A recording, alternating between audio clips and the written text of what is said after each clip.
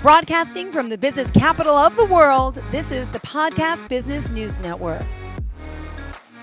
Syl Sabastian joining us here again, the founder and creator of Nobelia.org. We're here to talk more about the Way of Impeccability and Moreness and how he's helping change so many through his amazing programs based out of Cottonwood, Arizona. But he's worldwide renowned and been helping so many with his programs for such a long time.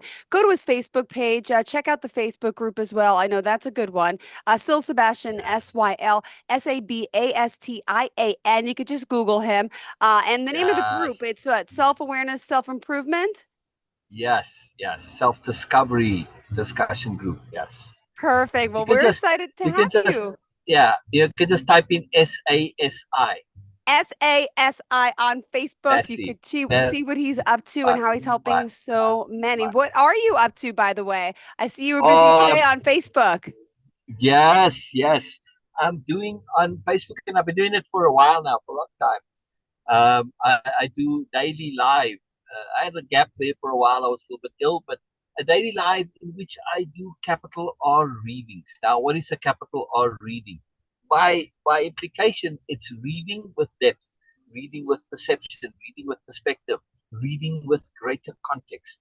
And this is a very cool way to read things. So we've done a bunch of things. I did books that I've written, and we did Musashi's Book of Five Rings. We did fairly recently, and that was pretty cool.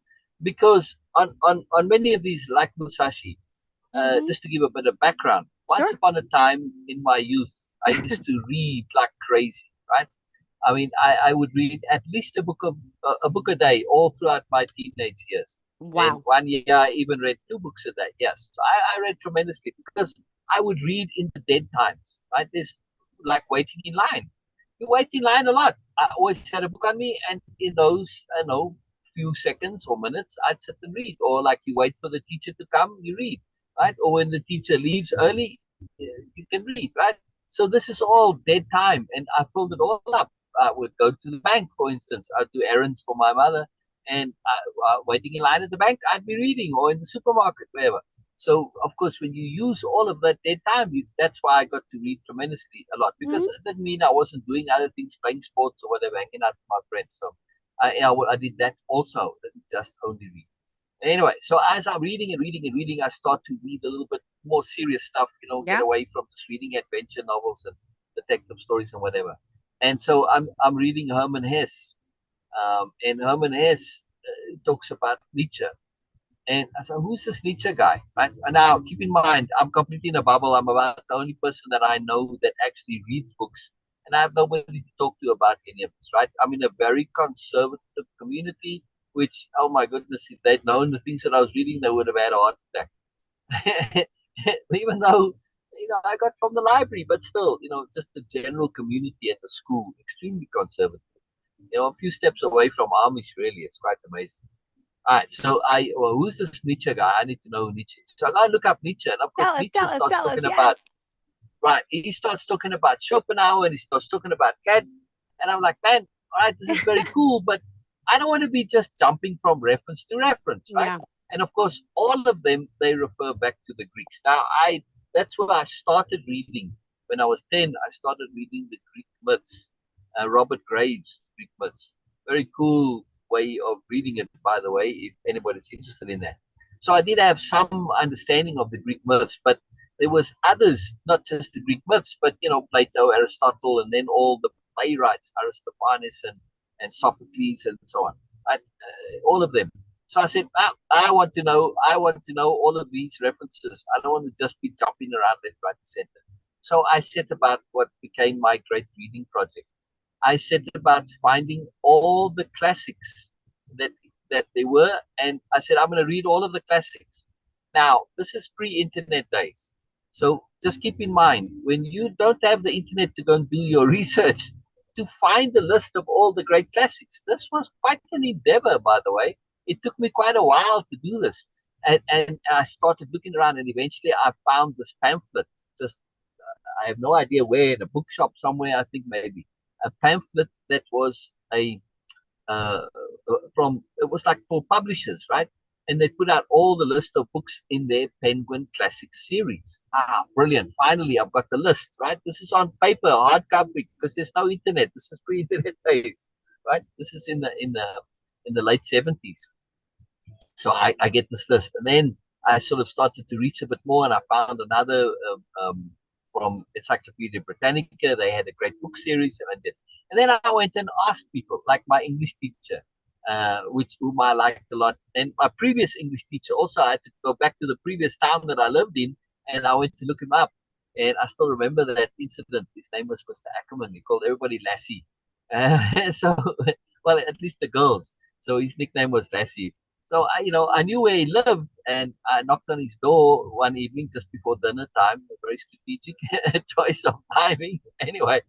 But so I explained to him, and when I explained to him why I was there, he was very surprised to see me, of course.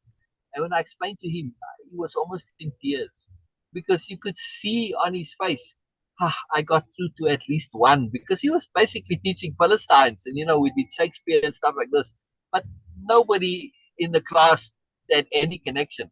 So I come and ask him for his recommendations to add to my list, and he gave me some interesting recommendations which weren't already on my list.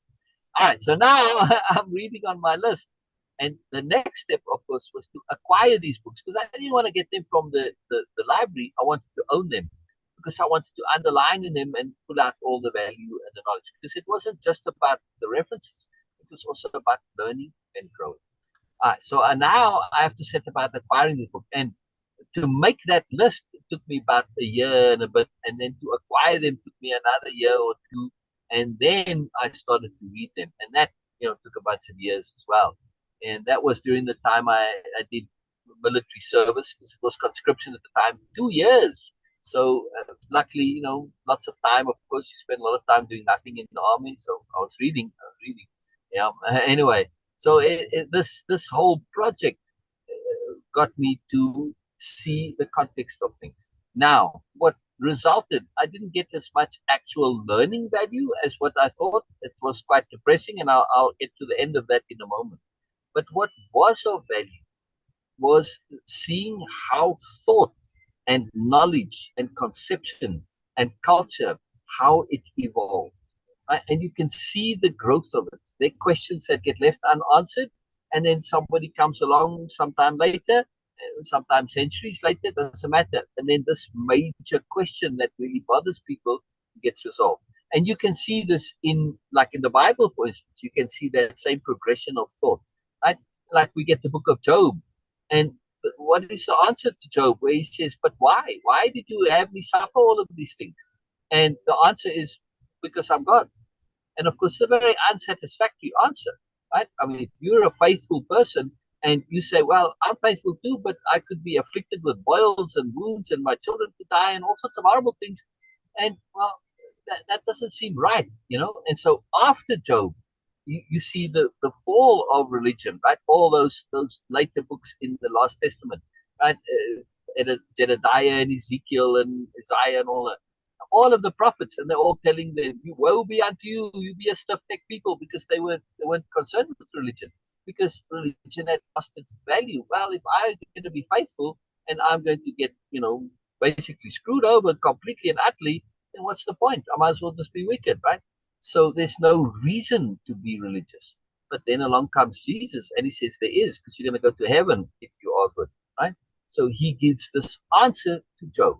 You see the evolution philosophically of the conceptions, right? So it's a major, major upgrade into why be religious. And that's just within the Bible. But when I was reading this, for me, I always had overview perspective. I don't know, it's just something I always had. So I always looked at this bigger overview. And you can see this entire progression, this evolution of thinking, of philosophy, of conception, of culture, of society, of morals, of values, etc. See this great evolution. Right now, of course, when you go through that reading, when I started to get to about the 1800s around there, yes, there had been some evolution, because you'd also have gone through the Dark Ages, and then kind of things went backward. A lot of the learning was lost, right? All that Greek stuff during the Middle Ages, all the the excellence that came about through the Greek Golden Age of Plato, Aristotle, etc., that all was lost, and it kind of came back. So when it did come back, European culture. Now, when I read my great reading project, this wasn't just Western; it was as much of the whole world that I could find. There was very little at the time that I could get Chinese and Japanese, but I read Confucius and Mencius and a couple of others too, and so I did have that. And of course, part of that reading was uh, Sun Tzu, Art of War, very famous book. It's very popular in business culture, and of course, Miyamoto Musashi's Book of Five Rings, right? And these are about strategy, very powerful. But nonetheless, as you come to the end of this, the classics as they were, you start to get to the 17, 1800s. You get the classics like Tolstoy and Dostoevsky and Balzac and all this. Very negative stuff. Oh my God, it was depressing as all get out. Yeah, I only read it because I wanted to finish my list. Simply through thoroughness and stubborn perseverance did I now persist through all of that boring stuff. Right? And the philosophers also, Kant, Berkeley, Locke, Hume, I put them all together as the great big boring four. Oh my goodness, they're disastrously boring to read. Yes, they made a difference, especially Kant, right? They did evolve things, and they did, but boy, it's just tough going, right? So I was getting a bit depressed. Like, I'm reading all of this and I'm getting very little value. But then, right at the very end, when I made my list, I asked this one guy at school. He was in my same class, but he was an older boy, and he was kind of an outlier, right? And I said, he also read. So I asked him, this is in the very last year of my school. So he said, oh, you must read Carlos Castaneda.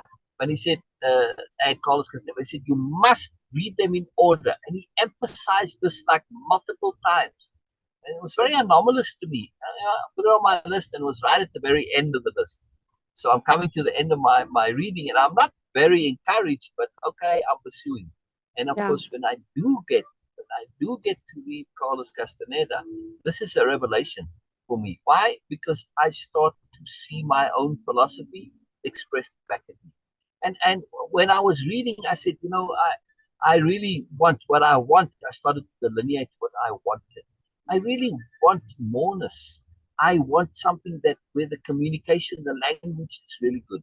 Because the Buddhist, whole Buddhist canon is huge, huge Buddhist canon. I read all tons of Buddhist stuff, fantastic stuff. But the language is, it's from way back when. Right? It's just that old language, and it doesn't quite click with one's brain. It's very sophisticated. It's a lot of depth to it, but it doesn't resonate. So I come and of course at the time, Carlos was still a big deal then. This was not very long after he had been on the cover of Time magazine. So it was he was quite a cultural influence. In 1973, he was on the cover of Time magazine. And that stuff always has, many years later, the effect is still around. So, but of course, Carlos, a lot of people who, if you think of Carlos now, oh, it's all about psychedelics and hallucinogens and power plants and all this, but they missed the entire point of it. So when I read book one, I was totally, yes, he's talking about his peyote and all this. None of that interested me because I couldn't get value and usefulness from it. I said, I don't know anybody who can, I don't have access to peyote. I don't have access to somebody to do it with. And so none of it is of any relevance to me. But the other things that Don Juan said, even in that first book, I pulled out a very few quotes, but they were enough. Like seek and see the marvels all around you. That really grabbed me because this was something that I had already for my own self, through my own cultivation, because in all my reading, I had been developing, I'd been on this path of awareness from age 10. So I created my own worldview, my own philosophy. I didn't know it. I was so modest and so humble. I never even clicked, had no inkling that I created. When I started to read Carlos, actually it happened with Nietzsche as well. The first time I experienced this, Nietzsche said a particular sentence, and it really stopped me because I had said that exact sentence the week before. And I'm like, but how does this work? Like, how does this, how can it was really something really quite profound. And I was really surprised because Nietzsche's a translation. I'm reading it in English, not in German. Doesn't matter. And it still didn't click to me that figured stuff out, but I never thought that I had, because I grew up in a very modest culture, very humble culture. That's part of, that's like I said, it's modern Amish culture, you could call it at the time, right? So anyway, so I'm reading Carlos, and I'm starting to recognize all of the things that I had, and that was really powerful to me. And of course, then the language as well. Yeah, Don Juan's usage of language. Now, a lot of people, when they read Carlos, they want to be Carlos. I never wanted to be Carlos. Carlos is an idiot, right? But they all want to be Carlos. They want to be apprentice. I said, no, of course, you got to want to be Don Juan, for heaven's sake. How can you want to be Carlos? Carlos is a knucklehead, right? He's a fool. Anyway, so the whole reading, the whole series then, I read as much as I could. At the time, they weren't all published yet. So I remember the next book in the series at the time, it was called The Fire from Within. I was walking past the bookshop that I regularly think it was between our home and the supermarket. So I'd walk by it, whenever we're going to the supermarket. And since I would do the shopping for the family, I walked by pretty much every day. When that book came out, I had walked just past the door. It was a thin, little, narrow store with kind of a door set back a little bit, right, with the glass windows in the front. And I'd just gone past the center of the door when I felt a tug, a tug on me to go inside. And I knew there was another. And there it was. It was quite amazing. It was a very unusual experience for me. A very significant experience. Wow. I'm like, holy moly, wow, this is really something. So the books have a moreness for me. And I underlined them all, and I pulled them out. And then later, when I started a restaurant, a very long story, but I had a computer, one of the very first PCs, right? An 8086 PC. Anybody who knows about PCs knows that was the very first thing. Oh my gosh. It was such a huge deal, exactly, right? It was the very first personal computer. Now, of course, it came blank, and you got that screen there, right? Black screen and the cursor, and you had to program it yourself. But also, by the time I'd gotten it, it had been a year or two, and the software was just starting to come out. And so where you could actually load the software, and you didn't have to program the thing yourself.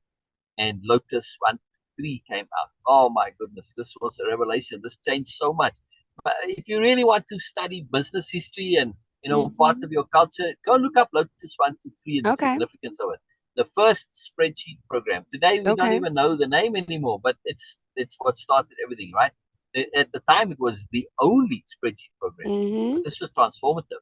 So I took the spreadsheet program, and I took all of the quotes from the Carlos books, all Don Juan's quotes, and I put them into the spreadsheet.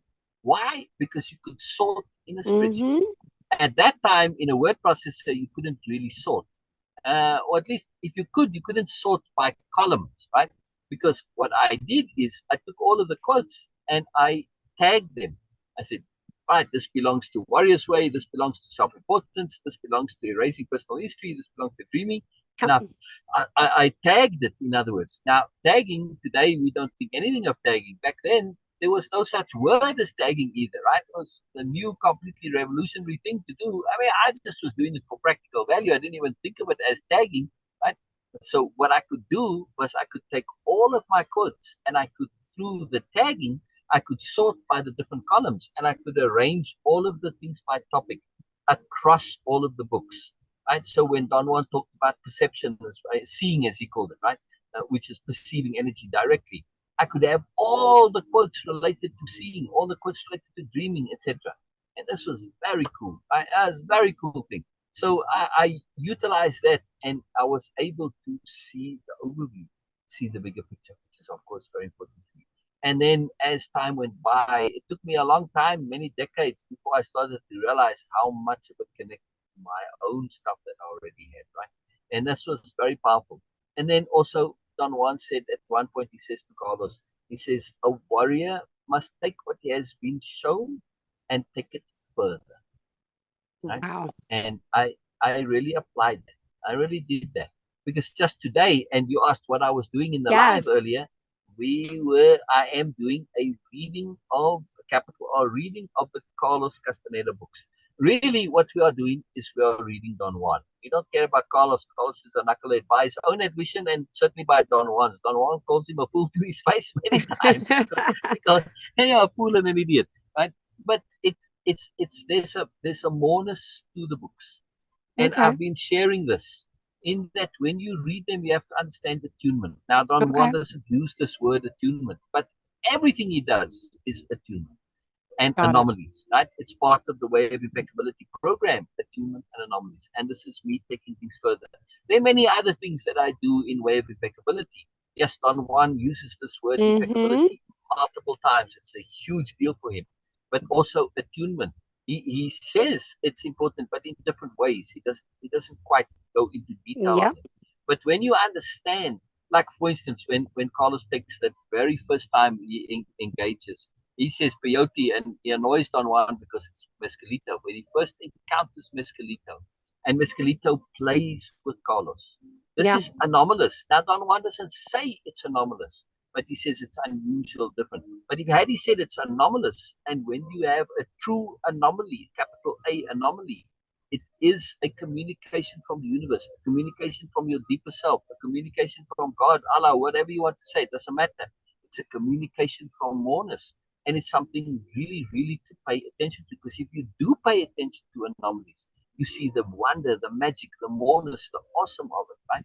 And this is how Don Juan lives. Don Juan lives entirely in attunement.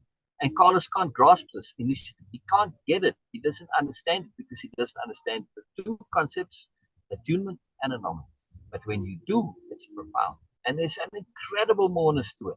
And this is the capital R reading. And I'm saying all of this because when we're reading this, like when we read Musashi, I used to own a sword and a knife store, and we sold a lot of, all the samurai swords, all of that stuff. And many of the customers I had were deeply into this. So as a result, I studied much of that culture, samurai culture, Bushido, etc. And I'd already read, before that, but in the store. So I have a greater understanding of the context of Musashi. And this greatly helps when reading Musashi. And likewise, when reading Carlos, I also have that context from my own personal experience of the times, right? And yes, I was very young in the late 60s, but still the effect of that whole hippie era, the hippie culture, even though it wasn't very big where I grew up in South Africa, the cultural awareness of it was there, right? Even though it was something that was seen as very negative, it still put in your mind, hey, these people are doing all of this stuff and they're pursuing stuff, and the music, of course, that was there. It makes you think there must be something here if everybody, if there's a significant group of people that are doing it, right? So that it had a major, major impact on people's awareness, on their psychology. Even if they didn't necessarily go and be hippies, it still put the idea in your head of Moreness. And we see this culturally. The legacy of it is still here today. And Carlos and Peyote, you see the legacy of it today with Ayurveda, right? It was a huge deal then, and then Peyote sort of went down, and it fell a bit by the wayside. Well, the Church of Peyote was a big deal. See, again, extra cultural context. Peyote is technically illegal, except that you can go and join the Church of Peyote in Arizona, I believe it is, and become a member and legally take peyote, right? If you so choose. But it declined, much like LSD was a huge deal after Timothy Leary said this was the biggest thing ever, right? And he was this Harvard professor. So LSD took off, and it wasn't illegal at the time, and became illegal after that. So the whole journey, though, culturally, there's a lot more to it. And this is just in the hallucinogens, which for me personally, I have no interest in. Yeah? But still for others. But that's not what captures me with Don Juan. It is the philosophical, the practical value. Because when I was reading all of my Great Reading Project, my intent was I want practical usefulness. Way of Impeccability is all about, it's a practical philosophy. It's all about practical. Again, throughout the program, you'll hear me say, without application, it's all meaningless. I'll say it 1,000 times. And that's the core of where I come from. I'm all about application, practicality. And this is what grabbed me with Don Juan. What he said from not to do with it, because later on in the books, it comes to light that Don Juan says, well, the power plant's hallucinogen. We only had to do this with you because you were such a knucklehead. And we had to kind of shift you and break you out of your bubble. Most other people, they do it once or not at all. They don't need it, right? But you needed it. So the emphasis shifted. And again, to the culture, Carlos is very in tune with culture. Yeah. People came to realize that, the path to moreness is not through drugs, right? And so there's still a little bit of that old legacy out there, but it's not necessary. Yes, you can get value, but you can also get the value out of it. And that's what I do. That's what my writing is about, what my course is all about. Just capital H, hearing. This is another way of saying human. Yeah, to actually hear somebody. Yes, this is important, but to hear the universe, now you really. Yes. Absolutely. So that's to wrap up there. Sorry, I got a whole long speech here, but it's That's very, okay. very I love when it comes out. topic. And I think your phone's Yes. ringing now. Sorry. Well, I hope you could take the call. This is a great I conversation. love it. Yes. I learned how much reading is important. Reading. My boys are 7 and 9, and with the summer came, we stopped reading. Yes. We need to read more again. Never, Thanks for that never reminder. Thank you. Yes. And tell us how we can reach you, Syl, one more time. Nobelia.org. And if you really want to connect, /apply. Thank you so much. You have a fantastic day. And I love the background today. I love the guy there on the hill jumping up. Anything is possible, right? Exactly. Seriously, you can see the marbles all around you. Yes. Thank you so much. You have a fantastic day. To all of our listeners, stay tuned. We'll be right back with more. Bye-bye.